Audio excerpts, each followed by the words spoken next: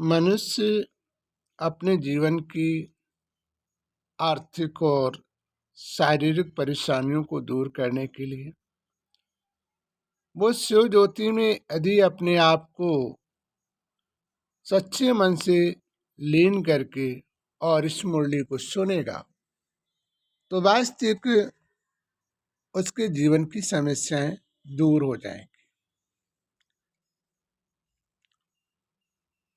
परमात्मा शिव ने जो अपने मुखारविंद द्वारा जो शब्दों को उच्चारे है वो इस प्रकार से।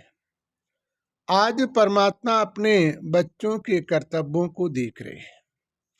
बच्चों को की मदद परमात्मा खुद ही करेंगे।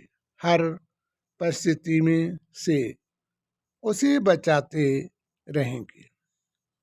अपने आप को उस परमात्मा के हवाले कर निडर होकर अपने कार्य को करते रहें। हर एक को किए कर्म का भोग स्वयं भोगना होगा। परमात्मा के बच्चे बाप के बनकर भी अपनी मर्यादाओं का पालन नहीं करते हैं। इसलिए परमात्मा की शरणागति में अपने आप को पूर्ण बदल कर दिखाना है। परमात्मा अपने बच्चों की जितनी युक्ति से रक्षा करेंगे, जो बच्चों पर किसी प्रकार की आँच न आए, बच्चे अपने कर्तव्य में अधिक सुधार करते रहें, जिससे उन्हें अपने जीवन में संघर्षों का सामना न करना पड़े। पात्र को भी सिर्फ रेली पर शंका थी, लेकिन वो ये नहीं समझते थे, इसलिए अब उन्हें अपने जीवन में सदा ही याद रहेगा।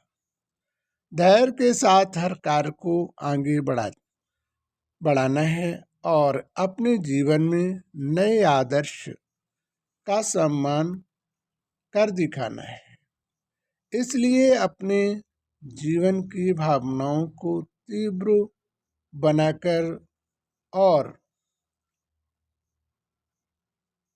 रक्षा करने की युक्ति आप सभी को सिखाएंगे।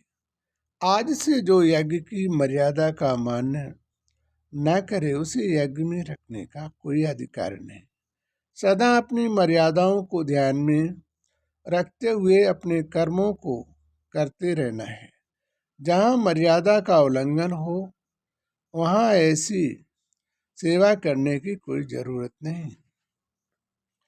इसलिए सदा अपने जीवन में अगले कार्यक्रम से प्रत्येक आत्मा को जानकारी करना, कौन कहाँ से कैसे आया है, इसकी जानकारी करें। बगैर संविधान के यहाँ पर आने की किसी को अनुमति नहीं है।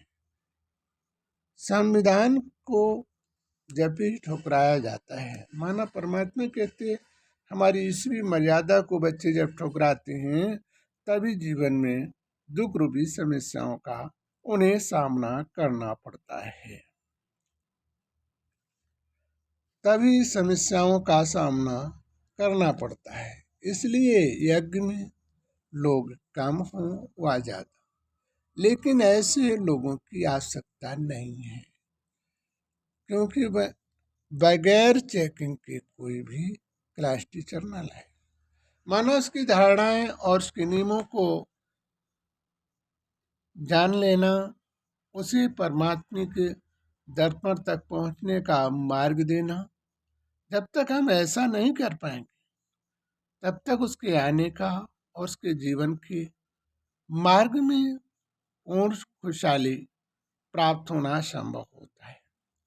इसलिए हमें अपने जीवन में इन चीज़ों का ध्यान देना हमारे जीवन का परम कर्तव्य है, और तभी हम उस परमात्मा के करीब पहुंच पाएंगे और तभी हम अपने जीवन के समस्त दुखों से दूर होने का मार्ग तय कर पाएंगे। अच्छा, मीठे मीठे सीधे बच्चों के प्रति शिव परमात्मा की याद, प्यार और नमस्ते। जय श्री परमात्मा।